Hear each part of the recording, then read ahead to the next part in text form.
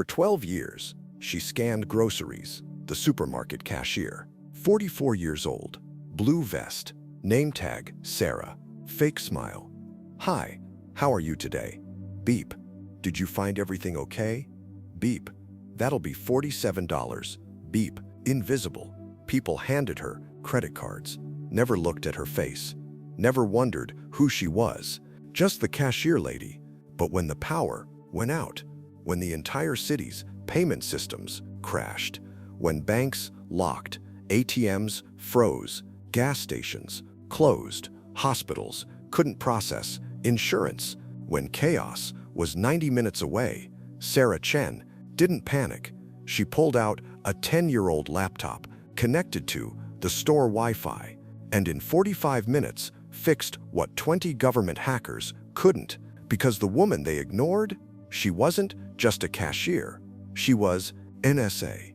15 years, Cyber Warfare Division, stopped 9 foreign attacks, protected Pentagon systems, wrote code that's still classified, until burnout broke her, and she walked away from everything. The cashier, who was a weapon. This is her story. Part 1, The Invisible Woman. November 2024, Safeway Supermarket, Arlington, Virginia. Every morning at 7 a.m., Sarah Chen clocked in. 44 years old, Chinese American, shoulder-length black hair, always in a ponytail, wire-rimmed glasses, no makeup, blue Safeway vest, over a gray t-shirt, name tag, crooked. Sarah, happy to help.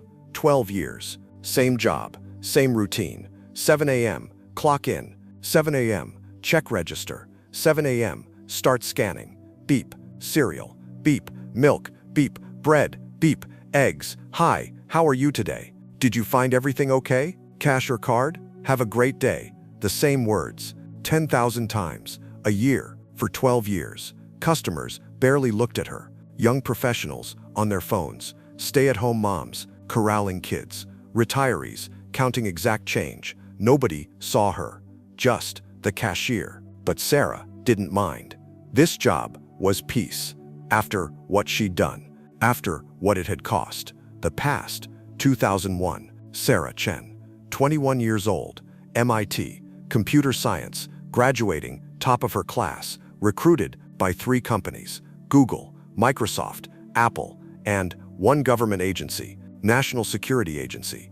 NSA. Miss Chen, your code is exceptional. We'd like to offer you a position. Cyber Defense Division. Sarah accepted. For 15 years, Sarah worked in a classified facility, Fort Meade, Maryland. Her job, protect America's digital infrastructure from everyone.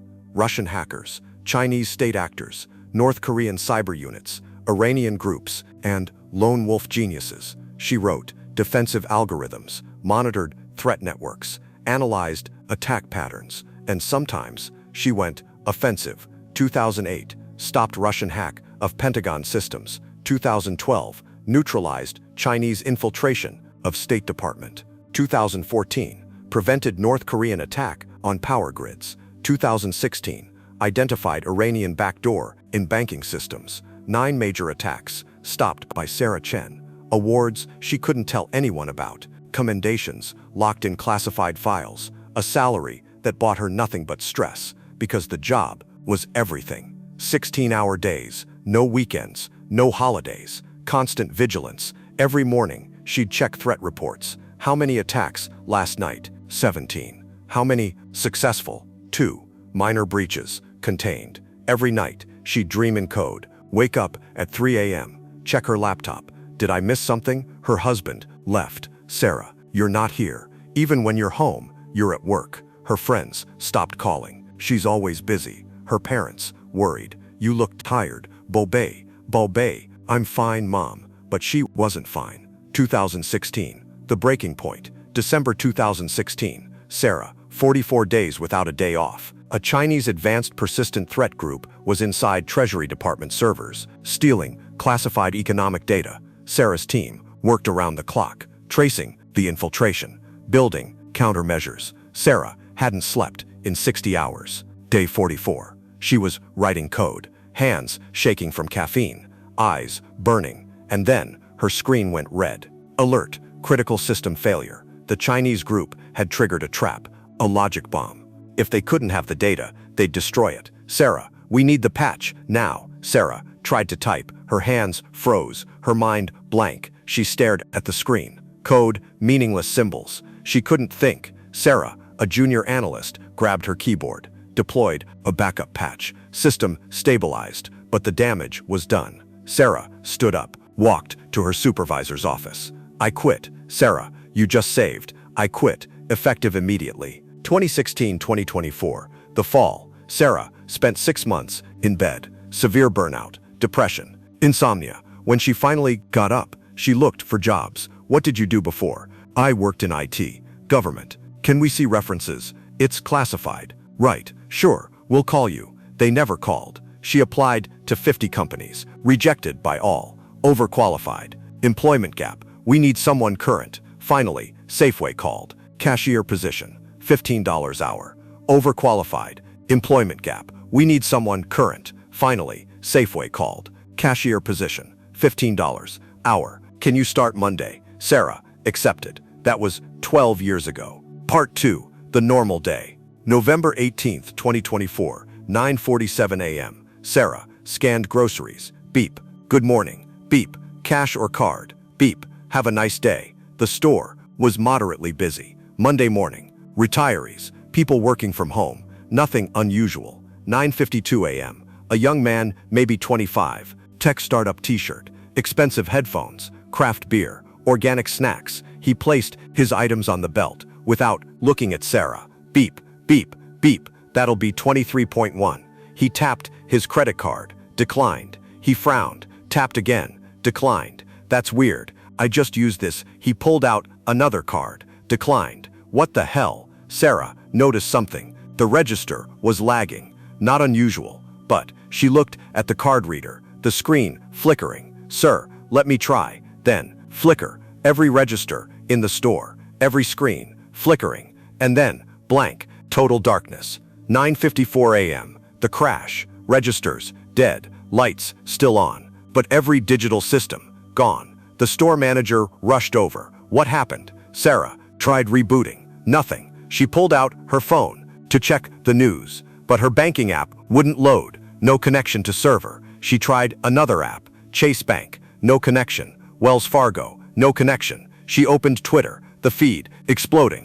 Bank apps down everywhere. Can't use ATMs. Credit cards not working. Payment systems crashed nationwide. Sarah's stomach dropped. This wasn't a store problem. This was systemic. 10:03 a.m. Realization. Sarah walked outside, called her old colleague, Mike Patterson, still at NSA. Mike, it's Sarah. Sarah, Jesus, it's been what's happening. Pause. How did you, Mike? What is happening? We don't know. Started at 9:47. Payment processing systems, all of them. ACH network, Swift, Visa, Mastercard. They're all unresponsive. Malware, we think so. But we can't trace it. It's like nothing we've seen. What are you doing?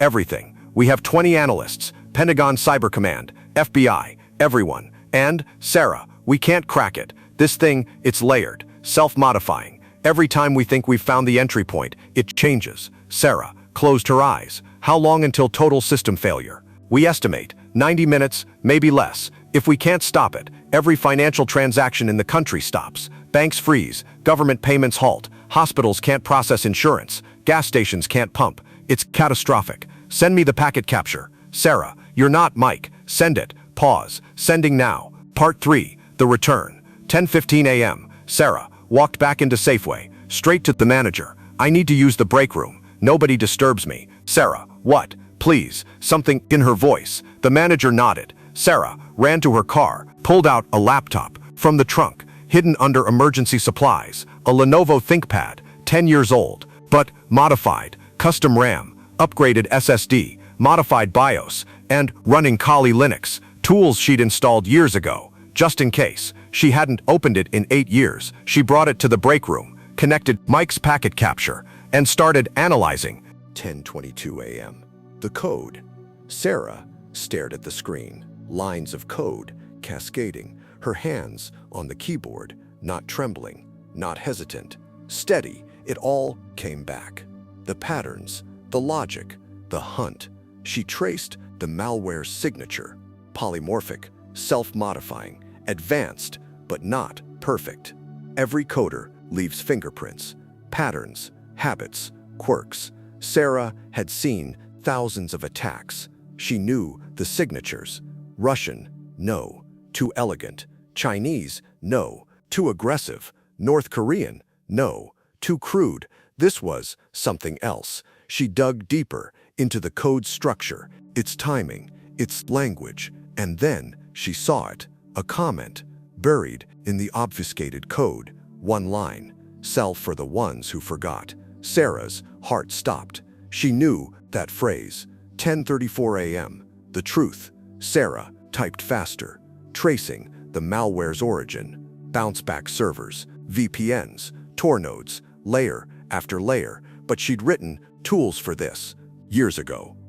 She deployed her old scripts, modified for current architecture, and followed the thread back, until an IP address. She ran a lookup: Alexandria, Virginia, a residential building. Sarah knew that building. It was NSA overflow housing, where junior analysts lived. She pulled up Facebook, searched for NSA employees, current, filtered by location, and found a group: 5 junior analysts, all hired after 2020, all in their 20s. Their public posts filled with frustration. 70-hour weeks for what? Saving the country, they said. Can't even afford rent. They promised us glory. We got burnout. Sarah understood. This wasn't a foreign attack. It was them, young analysts, overworked, underpaid, forgotten. They'd built this malware, not to destroy, but to prove for the ones who forgot. The government forgot them. They forgot Sarah. 10:41 a.m. The fix. Sarah knew what to do. The malware wasn't designed to cause permanent damage. It was a demonstration, but it had a failsafe, a way for its creators to regain control. Sarah had to find it. She decompiled the code, searched for backdoors, and found 3. The analysts had left themselves escape routes, but they'd used NSA training, standard protocols Sarah had written. She knew every weakness. She crafted a counter-exploit using their own backdoors, wrapped in their own obfuscation, and deployed. 10:56 a.m. The race. Sarah's counter-exploit propagated through the network, infiltrating the malware. On her screen, a progress bar. 68% up, 4%, 81%. Her hands shaking now, not from fear, from adrenaline, the feeling she'd forgotten. 87%, 92%. Somewhere at NSA headquarters, Mike was watching. Someone's countering the attack. 96%. Who is that? 99%. Sarah held her breath. 100%. Systems restored. Sarah's screen flooded with confirmations. ACH network, online SWIFT, online Visa, online Mastercard, online banking systems, online. She'd done it in 45 minutes. What 20 government analysts couldn't do in 90. Sarah closed her laptop, sat back, and for the first time in 12 years, she smiled. Part 4. The Revelation. 1:11 a.m. Sarah's phone exploded. Mike, calling Mike, calling Mike, calling. She answered. Sarah, was that you? Yes, how did you? I wrote most of those protocols. I knew the vulnerabilities. We've been trying for 90 minutes. You were looking at it wrong. It wasn't a foreign attack. It was 5 junior analysts from Alexandria. Silence. What? Check their network activity. You'll find them. They left breadcrumbs for someone who knew how to look. Jesus Christ. Sarah, why didn't you? Mike, they're not criminals. They're tired, like I was. They wanted to be seen, to be remembered. Don't destroy them. Talk to them. Pause. Okay, Sarah, we need you back. No, Sarah, you just saved the entire. I know, but I'm not coming back. I can't. But, goodbye, Mike. She hung up. 11:15 a.m. Sarah walked back to her register. The systems were rebooting. Slowly, the manager saw her. Sarah, registers are coming back. It says, someone at corporate fixed it. Sarah nodded. That's good. Yeah, crisis averted. Can you get back on register 3? Sure. Sarah logged back in. Beep. Hi, how are you today? Beep. Did you find everything?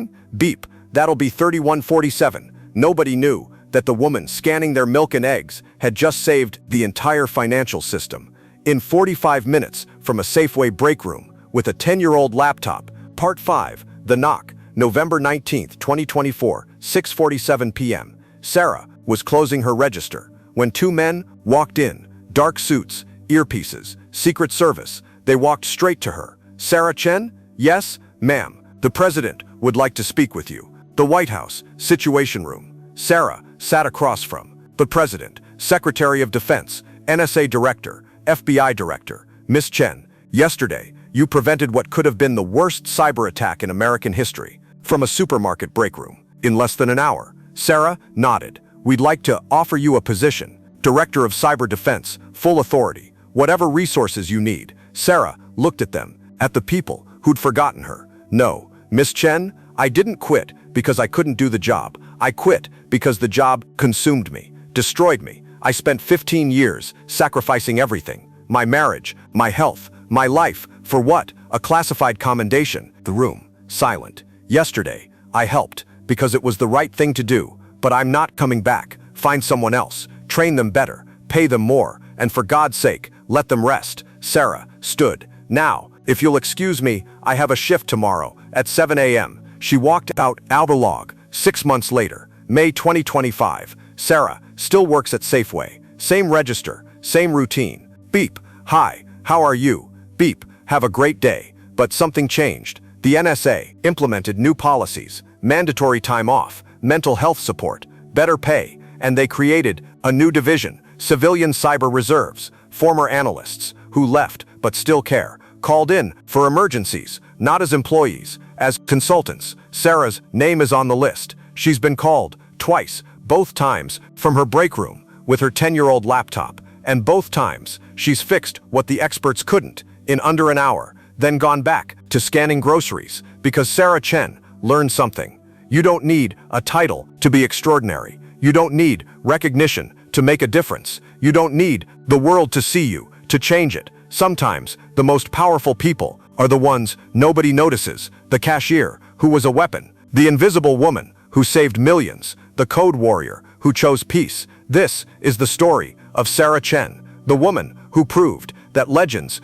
don't need uniforms. They just need a moment when the world needs them most. Post credits.